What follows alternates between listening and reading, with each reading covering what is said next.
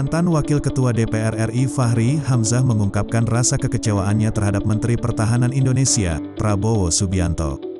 Hal tersebut lantaran hingga saat ini Prabowo Subianto dianggap Fachri Hamzah tidak menampakkan sikap apapun untuk mendamaikan keadaan yang terjadi di Indonesia belakangan ini. Disampaikan Fachri Hamzah melalui akun Twitter resminya Fachri Hamzah pada Rabu, tanggal 23 Desember tahun 2020 yang tegas menyebut nama Prabowo pada cuitannya tersebut. Kekecewaan pertama saya titipkan kepada Pak Prabowo yang tidak nampak menggunakan celah yang ada untuk mendamaikan keadaan, tulisnya. Padahal, beliau adalah jantung kekuatan oposisi. Harusnya sebagai pejabat Polkam beliau bisa mengajak pemerintah merangkul oposisi bukan memusuhinya, sambung Fachri Hamzah. Bahkan, kata dia, ketika seorang militer aktif secara overaktif berkali-kali ikut campur dalam politik keamanan sipil, Prabowo Subianto dinilainya masih tetap ambil sikap diam. Seharusnya beliau mendampingi presiden untuk menjelaskan bahwa dalam demokrasi kita sekarang militer harus berada di belakang. Pak Menhan ada apa? Tutur dia. Meski demikian, Fachri Hamzah menyebut dukungannya untuk Presiden Jokowi terkait telah mengangkat lawan politiknya sebagai menteri di Kabinet Indonesia Maju, yakni Sandiaga Uno.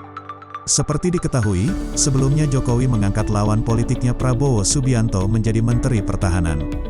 Saya termasuk yang mendukung Presiden Jokowi menggunakan hak prerogatifnya mengangkat mantan lawan politiknya masuk kabinet demi rekonsiliasi. Kita perlu persatuan melawan krisis ini. Tapi saya kecewa karena perseteruan tak dihentikan.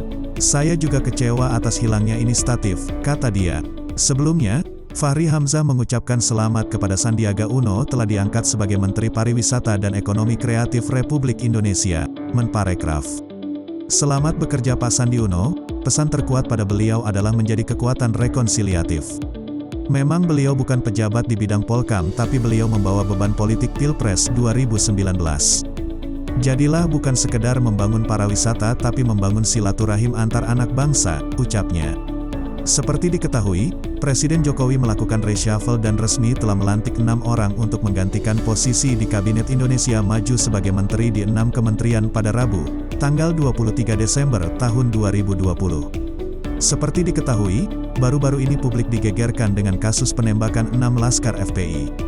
Sebanyak 6 orang tewas setelah tertembak aparat kepolisian. Selain itu, ada sejumlah kasus kerumunan akibat acara yang digelar Habib Rizik di tengah pandemi COVID-19. Akibatnya, Habib Rizik harus menjadi tersangka karena pelanggaran protokol kesehatan hingga tindak penghasutan.